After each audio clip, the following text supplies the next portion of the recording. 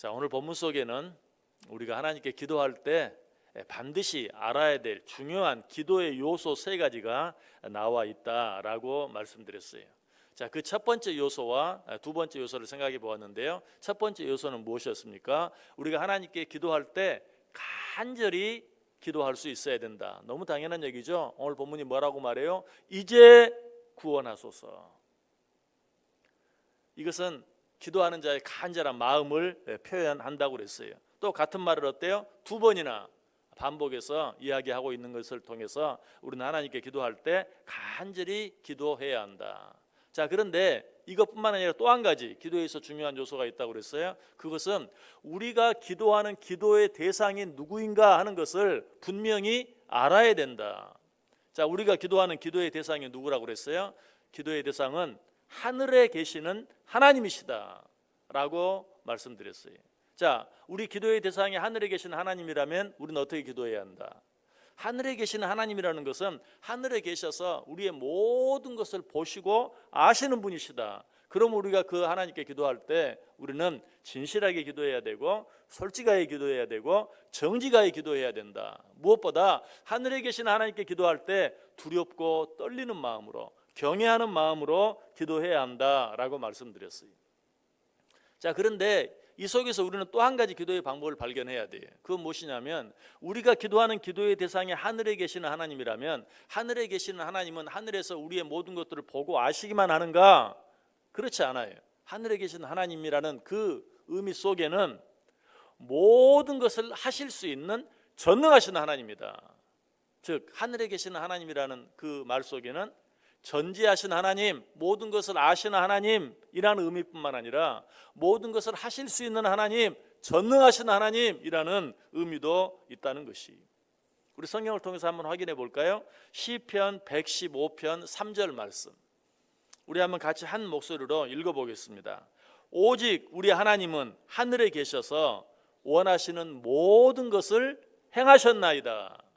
자, 우리 하나님이 하늘에 계신다는 말 속에는 어떤 의미가 있어요? 모든 것을 행하실 수 있는 전능하신 하나님이시다라는 의미도 들어있다는 것이. 자, 그렇다면 이 하나님께 기도할 때 우리는 어떻게 기도해야 할까요?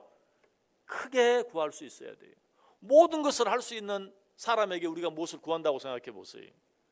모든 것을 할 수 있는 사람이라면 뭐 째째하게 조금 구할 것이 아니라 크게 구할 수 있어야죠. 내 생각에는 도무지 불가능해 보이는 일이라 할지라도 그것이 하나님의 뜻이라면, 하나님이 원하시는 일이라면 능히 이루어질 줄 믿고 담대하게 크게 구할 수 있어야 한다는 것이.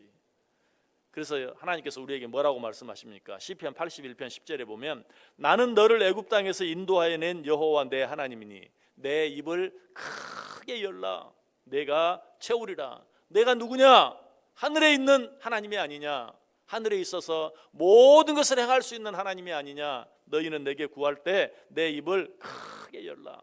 그리하면 내가 채우겠다라고 말씀하고 계세요. 오늘 여러분이 드리는 기도가 응답되기를 원하십니까? 지금 여러분의 기도를 들으시는 분이 누구신지를 분명히 아셔야 돼요. 지금 여러분의 기도를 받으시는 분은 하늘에 계셔서 모든 것을 아시는 전지하신 하나님일 뿐만 아니라 하늘에 계셔서 모든 것을 행하실 수 있는 전능하신 하나님이세요. 그러므로 그 하나님께 기도할 때 솔직하게 정직하게 기도할 뿐만 아니라 크게 구할 수 있어야 한다. 그렇게 기도할 때 하나님께서는 그 기도를 절대 물리치지 아니하시고 들어주신다. 자, 그런데 우리가 드리는 기도에 있어서 우리가 반드시 알아야 될 기도의 중요한 요소가 한 가지 더 있어요. 간절하게 기도해야 한다. 우리가 기도하는 기도의 대상이 누구신지를 분명히 알아야 된다. 그리고 또 한 가지, 그것은 무엇일까요? 기도의 세 번째 요소가 오늘 보면 26절에 나타나 있습니다. 제가 한번 읽어볼게요. 여호와의 이름으로 오는 자가 복이 있으며 우리가 여호와의 집에서 너희를 축복하였도다. 우리가 하나님께 기도할 때 반드시 알아야 될 기도의 세 번째 요소, 그것은 우리가 하나님께 기도할 때 여호와의 이름으로 기도해야 한다는 것이. 신약시대의 표현을 빌리면 예수 그리스도의 이름으로 기도해야 한다. 그 기도는 하나님이 반드시 들으신다. 그래서 예수님께서 우리에게 뭐라고 부탁하십니까? 요한복음 16장 24절에서 지금까지는 너희가 내 이름으로 아무것도 구하지 아니하였으나 구하라 그리하면 받으리니 너희 기쁨이 충만하리라. 이 말씀을 좀 짧게 요약하면 너희가 내 이름으로 구하라 그리하면 받으리니 너희 기쁨이 충만하리라. 자, 그렇다면 예수님의 이름으로 기도한다는 것은 구체적으로 어떻게 기도하는 것을 말합니까? 예수님의 이름으로 기도한다는 것은 그저 기도 끝에 예수님의 이름으로 기도합니다 아멘 하고 덧붙이는 것이 아니, 예수님의 이름으로 기도한다는 것은 내 힘이나 내 노력 또 나의 어떤 자격으로 기도하는 것이 아니라 오직 나를 위해 십자가에 달려 죽어주심으로 나를 대속해 주시고 하나님 아버지께 기도할 수 있는 길을 터주신 예수 그리스도의 능력과 공로에 의지해서 기도하는 것을 말하는 것이. 그러면 또 이렇게 말하는 분들이 있을 수 있어요. 그래서 저는 예수님의 이름으로 기도합니다 라는 말 대신에 예수 그리스도의 공로에 의해서 기도합니다, 공로에 의지해서 기도합니다, 그렇게 말하는 분이 있을 거예요. 또 그렇게 기도하는 분들이 있어요. 말이야 이렇게 하든 저렇게 하든 다 똑같아요. 중요한 것은 기도하는 우리들의 마음이 정말 예수 그리스도의 능력과 공로에 의지해서 기도한다면 하나님께서는 그 기도를 반드시 들어주세요. 아니 그 기도를 들어주시는가 들어주시지 않는가 그 응답 여부는 차치하고라도 그 이름으로 기도할 수 있는 것 자체가 축복이, 그것이 오늘 본문의 정확한 의미입니다. 여호와의 이름으로 오는 자가 복이 있으며, 그러나 우리의 기도가 아직도 나의 열심이나 노력 혹은 나의 그럴듯한 행위를 의지하고 있다면 그 기도는 결코 응답될 수 없는 것이, 아니 축복이 될 수 없는 것이, 그런 기도는 오히려 원망이 되고 불평이 되고 심지어는 교만이 될 수도 있어요. 여러분 지금 기도하는 내 마음이 어떤 마음인지 확인해 보기를 원하십니까? 그 마음을 확인해 볼 수 있는 좋은 방법이 있어요. 그것은 내가 드린 기도가 쉽게 응답되지 않았을 때 내 마음속에 어떤 마음이 생기는가 한번 확인해 보면 돼요. 내가 기도했는데 기도 응답이 되지 않아요. 그때 내 마음속에 내가 얼마나 열심히 기도했는데, 내가 얼마나 오래 기도했는데, 이런 마음이 든다면 그 기도는 내 노력에 의지해서 드리는 기도예요. 내 선한 행위에 의지해서 드리는 기도예요. 그러나 조금 응답이 늦어진다 할지라도, 아니 응답이 되지 않는 것처럼 느껴진다 할지라도 아직은 때가 아닌 모양이지, 하나님이 더 좋은 계획을 가지고 계시는 모양이지, 내가 내 욕심으로만 구했나 보지, 내가 내 생각만 했나 보지 하는 그런 마음이 든다면 바로 그런 기도가 예수 그리스도의 이름으로, 하나님의 이름으로 드려지는 기도예요. 또 좀 더 노골적으로 말하면, 그래 나 같은 사람의 기도가 응답되지 않는 게 당연하지, 나는 기도 응답 받을 자격이 없어, 정말 내 기도가 응답된다면 그것이야말로 하나님의 은혜지, 이런 마음이 든다면 그것이 바로 예수님의 이름으로, 하나님의 이름으로 기도하는 자들의 마음이. 여러분 기도할 때 여러분의 마음속에 어떤 마음이 드는지 한번 생각해 보세요. 왜 내 기도가 응답되지 않는 거야? 내가 얼마나 열심히, 내가 얼마나 오랫동안 기도했는데. 이런 마음은 예수님의 이름으로 드리는 기도가 아니에요.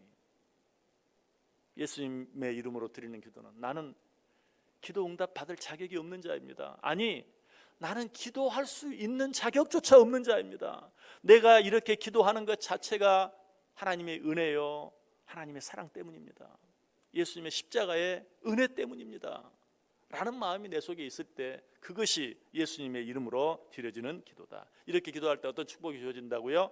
너희 기쁨이 충만하니라. 여러분 이렇게 기도하는 자는요, 기도 응답이 되든지 안 되든지 기쁨이 충만할 수밖에 없어요. 왜? 기도 응답이 되지 않아도 아직은 때가 아닌 모양이지 뭐, 하나님이 더 좋은 계획을 가지고 계시는 모양이지 뭐, 이런 마음을 가진 사람, 이런 믿음을 가진 사람은 어때요? 기도할 때 응답 여부와 상관없이 그 기쁨이 충만할 수 없는 것이, 아니 응답 여부와 상관없이 이미 응답되어진 것이에요. 그래서 오늘 본문이 뭐라고 말해요? 여호와의 이름으로 오는 자가 복이 있으며, 여호와의 이름으로 기도하는 자, 예수님의 이름으로 기도하는 자, 이런 자들은 그 응답 여부와 상관없이 복이 있는 자다라고 말하고 있어요. 다윗이 자신의 힘으로는 도무지 이길 수 없는 골리앗을 만군의 하나님 여호와의 이름으로 나가 싸웠을 때 이길 수 있었어요. 우리 성경을 통해 한번 확인해 볼까요? 사무엘상 17장 45절 말씀 같이 읽습니다. 다윗이 블레셋 사람에게 이르되 너는 칼과 창과 단창으로 내게 나아오거니와 나는 만군의 여호와의 이름 곧 내가 모욕하는 이스라엘 군대의 하나님의 이름으로 내게 나아가노라. 너는 칼과 창으로 내게 나아오지만 나는 만군의 하나님 여호와의 이름으로 나아간다. 그때 어때요? 내 힘으로는 도무지 이길 수 없는 골리앗을 쓰러뜨릴 수 있었어요. 싸워 이길 수 있었어요. 기도할 때마다 간절히 우리 하나님께 구하되 우리를 위해 하나님 앞에 나아갈 수 있는 길을 열어주신 우리 주 예수 그리스도의 이름으로 그의 보혈의 공로에 의지해서 그의 십자가의 공로에 의지해서 기도함으로 말미암아 우리가 드리는 기도들이 기도 드림과 동시에 응답되어지고 그로 인해서 우리의 삶이 기쁨이 충만한 복된 삶 꼭 되어질 수 있기를 주님의 이름으로 간절히 축원합니다.